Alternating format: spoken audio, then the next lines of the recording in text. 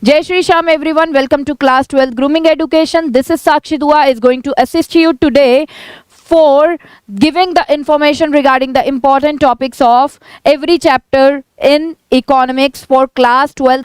तो आइए बेटा विदाउट वेस्टिंग एनी टाइम बात करते हैं अपने वीडियो की इंपॉर्टेंट टॉपिक्स ऑफ इकोनॉमिक्स. ठीक है, अच्छे से नोट कर लीजिए. ये वाले टॉपिक को आपने बहुत अच्छे से प्रिपेयर करना है और लर्निंग वर्क भी बहुत अच्छे से करके रखना है. इसका ये टॉपिक्स ऐसे हैं, ये सिर्फ आपको पास नहीं कराएंगे, अच्छे मार्क्स भी आप ले सकते हैं. 80 में से आराम से आप 65 68 मार्क्स आराम से स्कोर कर सकते हैं. ठीक है, तो यहाँ पर बेटा इन टॉपिक्स को अच्छे से नोट कर लीजिए. आइए देखते हैं सबसे पहले unit 1 that is national income and related aggregates. Macro economics के ये यूनिट है, आपको पता ही है. तो सबसे पहले बेटा इसमें ये क्वेश्चन काफी ट्रेंडी रहता है. Explain the circular flow of income in two sector model. Two sector model में सर्कुलर फ्लो ऑफ इनकम को एक्सप्लेन करना 4 मार्क्स का एक इंपॉर्टेंट क्वेश्चन रहता है. Next methods of calculating national income. बेटा इसमें न्यूमेरिकल एक्सपेक्टेड है 4 या 6 मार्क्स का. ठीक है, सो न्यूमेरिकल्स में मेनली है ही यही सब, वैल्यू एडेड मेथड और you can say product method, expenditure method and income method. ठीक है, तो ये आपको अच्छे से करना है. नेक्स्ट अगर हम बात करें real GDP and nominal GDP, इसका कॉन्सेप्ट अच्छे से करना है. ठीक है, क्वेश्चन इस तरीके का आता है, what do you mean by real GDP and nominal GDP and why real GDP is more preferred to जज the economic growth. Same national income के लिए भी आ सकता है 4 मार्क का. ठीक है, नेक्स्ट बेटा जीडीपी डिफ्लेटर का न्यूमेरिकल भी 3 मार्क का आ सकता है. ठीक है, और नेक्स्ट जीडीपी एंड वेलफेयर, मतलब इस जीडीपी या करेक्ट इंडेक्स ऑफ वेलफेयर, ये 6 मार्क्स का क्वेश्चन आ सकता है. या फिर जीडीपी के ऊपर हॉट क्वेश्चन आ सकता है कि लेट्स सपोज गवर्नमेंट ने सिगरेट की कंजम्पशन को बैन कर दिया, तो अब बताइए जीडीपी के ऊपर क्या इफेक्ट पड़ेगा और उसके वेलफेयर के ऊपर क्या इफेक्ट पड़ने वाला है लोगों के. ठीक है, तो इस टाइप के क्वेश्चंस एक्सपेक्टेड होते हैं जीडीपी में से. ओके, तो जीडीपी एंड वेलफेयर या explain externalities as a GDP and welfare concept. ठीक है, एक्सटर्नैलिटीज को एक्सप्लेन करने को दे देंगे इसमें सेपरेटली, तो ये सब आप अच्छे से करिए. Next precautions while calculating national income using income method, expenditure method, okay, and value added method. बेटा बहुत से क्वेश्चंस आपने देखे होंगे, हॉट क्वेश्चंस होते हैं. वो किस टाइप के हॉट क्वेश्चन होते हैं, that whether the following would be included while calculating national income और नॉट. ठीक है, तो वो वाले क्वेश्चन ये प्रिकॉशंस पे ही बेस्ड होते हैं, तो ये आपने बहुत अच्छे से करना है. ठीक है, तो ये 6 मार्क्स के कह लो या 4 मार्क्स के आपको आ सकते हैं. नेक्स्ट बेटा अब बात करेंगे नेक्स्ट यूनिट की, मनी एंड बैंकिंग. अब मनी एंड बैंकिंग में मोस्ट इंपॉर्टेंट क्वेश्चन और जो ट्रेंडी क्वेश्चन चल रहा है वो ये चल रहा है, explain M1 measure of money supply. Money supply के 4 मेजर्स होते हैं, M1 M2 M3 and M4, लेकिन ओनली जो आपके सिलेबस में है वो है M1.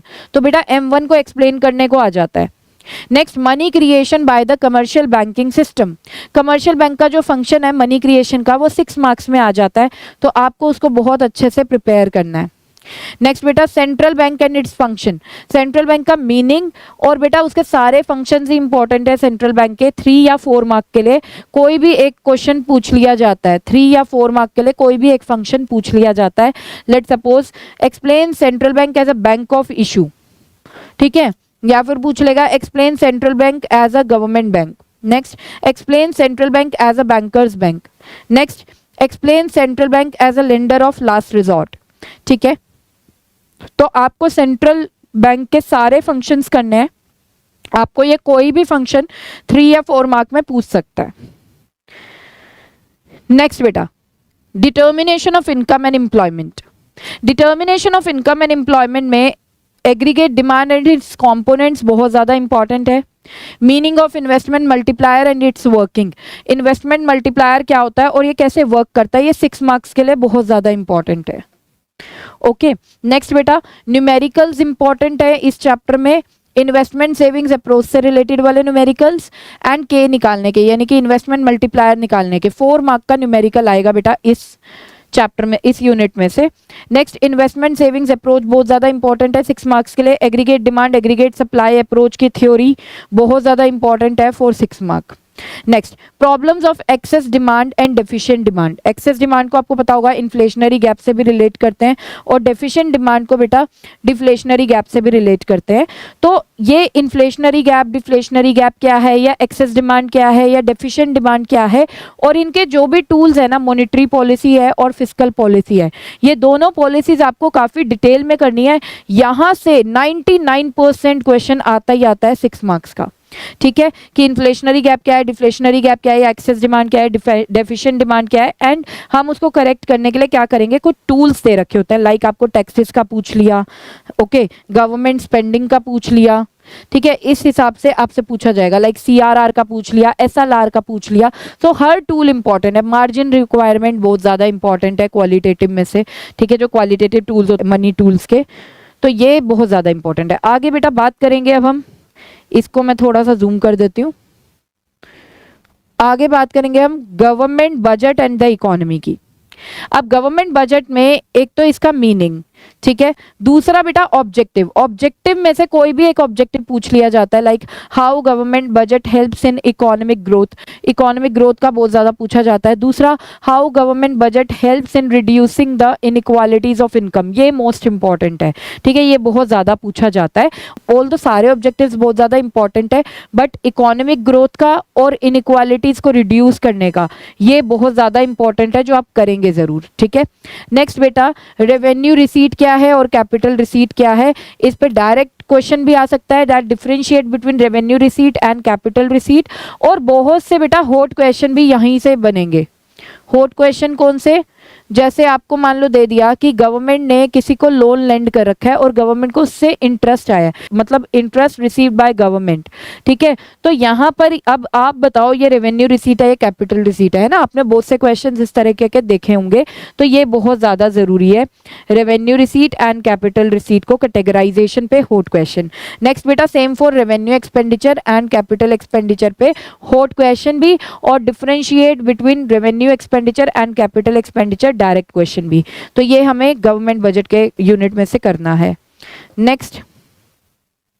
नेक्स्ट अब है हमारे पास बैलेंस ऑफ पेमेंट्स। ठीक है, बैलेंस ऑफ पेमेंट्स में से आपको क्या करना है बेटा, देखिए बैलेंस ऑफ पेमेंट्स अकाउंट का मीनिंग, दूसरा कंपोनेंट्स क्या है इसके। ठीक है, कंपोनेंट्स बहुत जरूरी हैं, क्योंकि जहां आपने कंपोनेंट्स को समझ लिया ना, मतलब आपने पूरी यूनिट इसकी हाफ यूनिट जो बैलेंस ऑफ पेमेंट्स अकाउंट से रिलेटेड है वो तो पूरी समझ ही ली। ठीक है, नेक्स्ट बेटा, concept of current account surplus.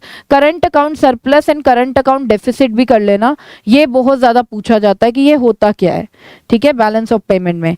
Next बेटा, autonomous transactions and accommodating transaction का डिफरेंस आपसे पूछा जाता है 3 या 4 मार्क में। ये भी 3 मार्क में पूछा जाता है, करंट अकाउंट सरप्लस या डेफिसिट, और ये ऑटोनॉमस एंड अकोमोडेटिंग ट्रांजैक्शन का डिफरेंस भी 3 या 4 मार्क में पूछ लिया जाएगा। ठीक है, और बेटा हॉट क्वेश्चन एक्सपेक्टेड होते हैं बहुत ज्यादा बीओपी के यूनिट से। हॉट क्वेश्चन कैसे, जैसे मान लो आपसे ये बोला जा रहा है इंपोर्ट की है मशीनरी, अब बताओ बीओपी के कौन से साइड पे रिकॉर्ड होगी और कौन से अकाउंट में रिकॉर्ड होगी। ठीक है, मतलब करंट अकाउंट में होगी या कैपिटल अकाउंट में होगी, और कौन से साइड पे होगी, डेबिट साइड पे या क्रेडिट साइड पे। तो ऐसे बहुत से क्वेश्चंस इंपॉर्टेंट हैं। ठीक है, ये करने हैं आपको। नेक्स्ट बेटा, determination of foreign exchange rate in a free market. Foreign exchange rate को कैसे डिटरमिन किया जाता है, and the hot questions on foreign exchange rate. Let's suppose import duty on gold decreases, तो इसका इफेक्ट फॉरेन एक्सचेंज रेट पे क्या पड़ने वाला है। या बहुत से इंडियंस फॉरेन ट्रिप मार रहे हैं आजकल, तो इसका इफेक्ट फॉरेन एक्सचेंज रेट पे क्या पड़ने वाला है। तो इस तरीके का कुछ क्वेश्चंस बेटा इंपॉर्टेंट है, हॉट क्वेश्चंस इसमें। ठीक है, मैक्रो इकोनॉमिक्स बच्चों को मुझे नहीं पता क्यों इतनी डिफिकल्ट लगती है, जबकि बेटा ये है नहीं। अगर एक्सपर्ट गाइडेंस मिल जाए तो ये इतनी डिफिकल्ट चीज नहीं है।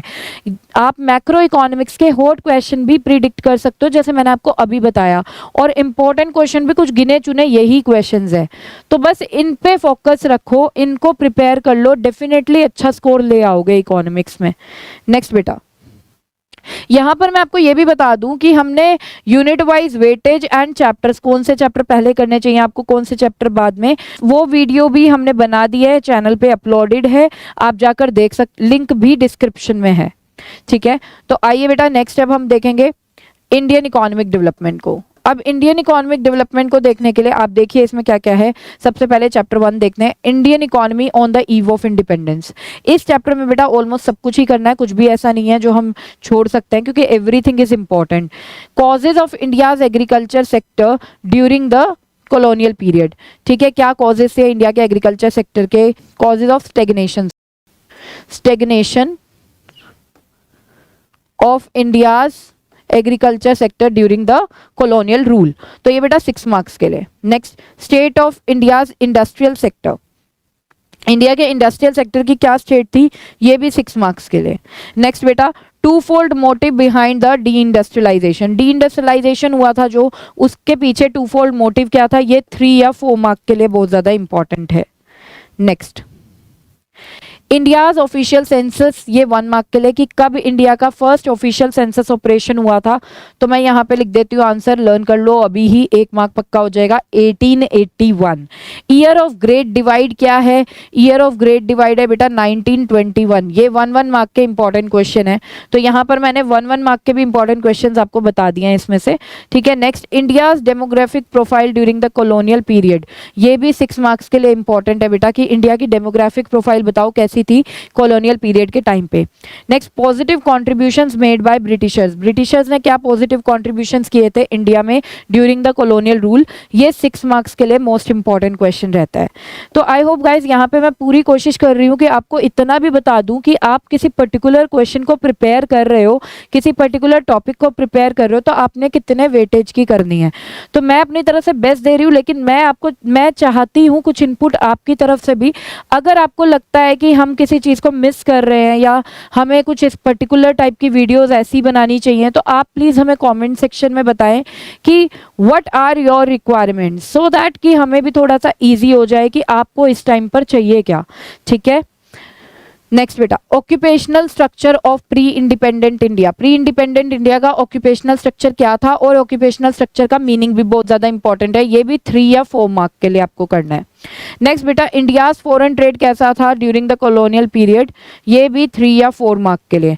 और हाँ, एक चीज और, ड्रेन ऑफ इंडियाज वेल्थ, ये भी बेटा फॉरेन ट्रेड में ही आता है वैसे ये, बट मैंने अलग से भी बता दिया आपको, ये भी पूछ सकते हैं वो, तो आप कर लेना। ड्रेन ऑफ इंडियन वेल्थ क्या है, ठीक है, या इंडियाज वेल्थ, ये भी 3 मार्क के लिए। नेक्स्ट बेटा, अब हम बात करेंगे, इसको मैं थोड़ा सा जूम कर देती हूँ, अब हम बात करेंगे चैप्टर 2 की, इंडियन इकोनॉमी 1950 टू 1990। इसमें बेटा जो गोल्स दे रखे हैं ना 5 ईयर प्लान्स के, वो बहुत ज़्यादा इंपॉर्टेंट है, लाइक मॉडर्नाइजेशन का बहुत ज़्यादा इंपॉर्टेंट है, एंड ग्रोथ विद इक्विटी बहुत ज़्यादा इंपॉर्टेंट है, ठीक है। तो ऑल्दो चारों के चारों जो गोल्स हैं वो आप ढंग से लर्न करेंगे, that is gems. G for growth, E for equity, M for modernisation, S for self reliance, okay.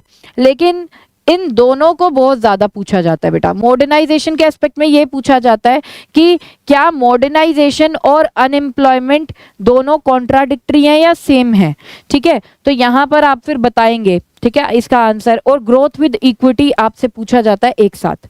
IPR 1956, ये 6 मार्क्स के लिए आपको प्रिपेयर करना है। आईपीआर 1956 बहुत ज्यादा इंपॉर्टेंट है यहाँ से। और अगर मैं इन गोल्स की बात करूँ 5 ईयर प्लान्स की, कोई भी एक पूछ लेंगे तो ये बेटा 3 या हार्डली 4 मार्क्स में, ठीक है। Next, green revolution. Green revolution 99% question IPR या ग्रीन रेवोल्यूशन में से 6 मार्क्स का आता है। ग्रीन रेवोल्यूशन में आपसे पूछा जाएगा ग्रीन रेवोल्यूशन का मीनिंग क्या है, मेरिट्स क्या है, फेलियर्स क्या है, डीमेरिट्स क्या है। आपसे ये भी पूछ सकते हैं कि आपको कैसे लगता है कि ग्रीन रेवोल्यूशन इनइक्वालिटीज को इंक्रीज कर रहा है between poor and rich farmers, तो ये भी बहुत ज्यादा पूछा जाता है, ठीक है। नेक्स्ट बेटा, लैंड रिफॉर्म्स, जिसका ग्रीन रेवोल्यूशन एक पार्ट है, ये भी इंपॉर्टेंट है, ये भी कर लेना। Critical appraisal of 5 year plans, अब ये जो 5 ईयर प्लान्स बनाए गए थे, इसका क्रिटिकल अप्रेजल मतलब इसकी कुछ अचीवमेंट्स भी और इसके कुछ फेलियर्स भी, ये आपको अच्छे से प्रिपेयर करना है। क्रिटिकल अप्रेजल 6 मार्क्स के लिए, लैंड रिफॉर्म 6 मार्क्स के लिए, ग्रीन रेवोल्यूशन भी पूरा डिटेल में बेटा 6 मार्क्स के लिए, ठीक है। ग्रीन रेवोल्यूशन का यहाँ पे मैं आपको एक अदर नेम भी बता देती हूँ, बहुत से बच्चों को पता नहीं होता और उनको लगता है कि पता नहीं कहाँ से आ गया क्वेश्चन। न्यू एग्रीकल्चरल स्ट्रैटेजी, और you can say the third agricultural revolution, okay. Next, economic reforms, next chapter बेटा इकोनॉमिक रिफॉर्म्स का, इसमें हमने एलपीजी क्यों इंट्रोड्यूस की थी, ठीक है। Next liberalisation reforms, liberalisation reform सारे डिटेल में कर लेना, कुछ भी पूछ सकते हैं इसमें से। Critical appraisal of privatisation and globalisation, privatisation and globalisation के मेरिट्स डीमेरिट्स दोनों विद मीनिंग, ओके। क्वेश्चन कुछ इस तरीके का आता है, explain liberalisation, privatisation, globalisation in the light of social justice and welfare. तो इसमें बेटा आपको क्रिटिकल अप्रेजल वाला आंसर ही लिखना होता है, तो ये अच्छे से कर लेना। नेक्स्ट, इंडिया को एक फेवरेट आउटसोर्सिंग डेस्टिनेशन क्यों बोला जाता है, आउटसोर्सिंग डेस्टिनेशन।